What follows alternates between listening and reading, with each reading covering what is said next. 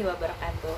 Perkenalkan, saya Hervin Hidayanti Pratiwi, perwakilan dari kelompok PKMK Entrepreneur Psikologi kelas D. Di kelompok kami terdiri dari Lestari Gustini Yusuf, Fira Nur Ramadan, Rifkia Hoirunisa, juga Devi Puspitasari.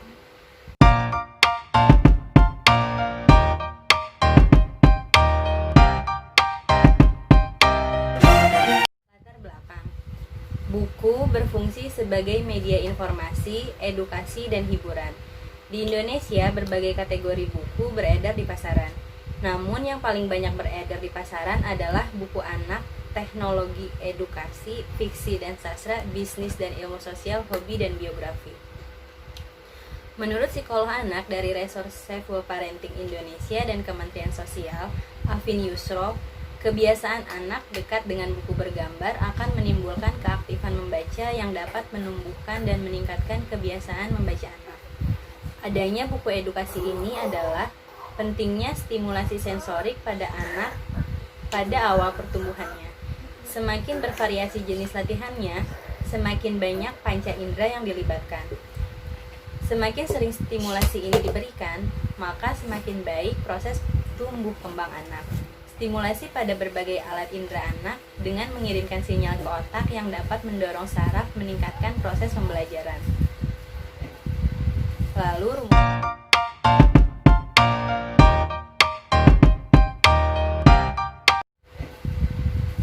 rumusan masalah.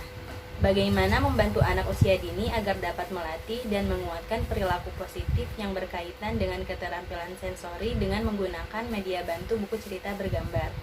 Yang kedua, bagaimana menerapkan perilaku hidup bersih dan sehat kepada anak. Dan yang terakhir, bagaimana menciptakan buku edukasi yang menarik untuk dibaca anak usia dini.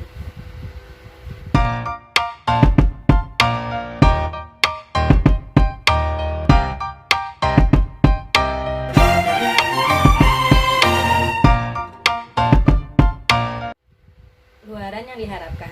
Hasil yang diharapkan dari pelaksanaan program ini adalah produk buku cerita anak bergambar edisi perilaku hidup bersih dan sehat.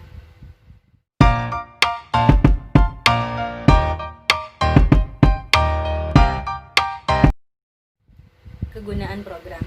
Manfaat ekonomi. Produk buku cerita anak bergambar edisi perilaku hidup bersih dan sehat ini termasuk salah satu buku yang bermanfaat, terutama untuk peran orang tua dalam memberikan pengetahuan dan pemahaman sensorik pada anak. Manfaat sosial bagi pemilik. Keuntungan yang kami peroleh sebagai pemilik produk yaitu dapat menjadikan bisnis ini sebagai salah satu pengalaman kami dalam berbisnis, serta dapat menjadi pembelajaran bagi kami dalam menjalankan bisnis-bisnis yang lebih besar lainnya bagi anak-anak. Dengan adanya produk buku cerita bergambar, edisi perilaku hidup bersih dan sehat dapat menjadikan salah satu alternatif bagi anak-anak untuk membangkitkan sensorik anak, mengasah akal pintarnya, serta membuatnya aktif bergerak dan mengajarkan anak penting hidup bersih. Tak hanya bermanfaat mendukung kepintaran si kecil, namun juga baik untuk meningkatkan kedekatan ibu dengannya.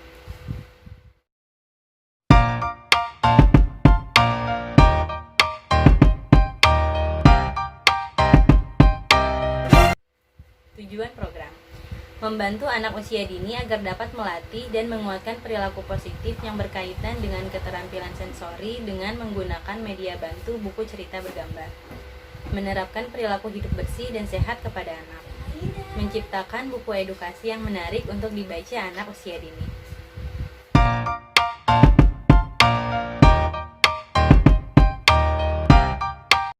Gambaran umum rencana usaha. Rencana jangka pendek. Usaha bisnis ini yang kami rintis bertujuan untuk menambah pengalaman kerja dalam usaha berbisnis.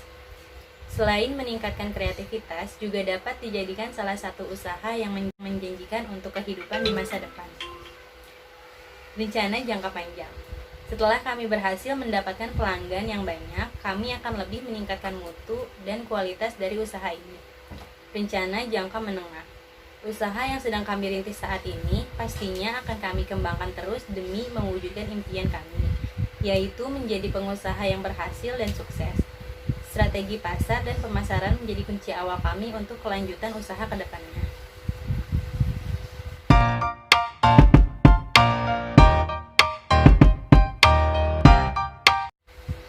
Metode pelaksanaan.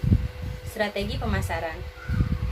Strategi produk adalah salah satu kegiatan yang harus dilakukan untuk memperkenalkan produk secara lebih luas ke masyarakat. Di bawah ini beberapa strategi untuk meningkatkan pemasaran produk yang dilakukan untuk meningkatkan penjualan produk kami, yaitu Ceriagam, cerita anak bergambar edisi perilaku hidup bersih dan sehat. Menggunakan sosial media. Media sosial adalah salah satu alat pemasaran yang paling ampuh untuk proses strategi pemasaran, karena hampir semua orang di berbagai latar belakang yang berbeda sangat aktif menggunakannya. Misalnya, berpromosi menggunakan Instagram atau Facebook. Dengan kedua sosial tersebut, pemasaran dapat menjalin interaksi secara luas dengan berbagai kalangan, dengan biaya yang murah dan visibilitas dengan atau keterlihatan yang tinggi dari mulut ke mulut. Cara lain yang efektif adalah dari mulut ke mulut, di mana satu orang memberikan penjelasan kepada orang lain karena mendapatkan manfaat yang baik dari produk yang digunakan. Promosi ini sangat efektif karena biasanya orang lebih percaya kepada apa yang dikatakan oleh saudara atau teman. Lalu selanjutnya, strategi penetapan harga. Harga menjadi suatu yang sensitif bagi kalangan masyarakat. Salah satu menjadi pertimbangan adalah membangun strategi pemasaran adalah menghitung keseluruhan biaya yang diperlukan. Dari situ tinggal ditambahkan beberapa persen laba yang ingin diperoleh untuk kepentingan pengembangan dan perhitungan beberapa tahun akan balik modal.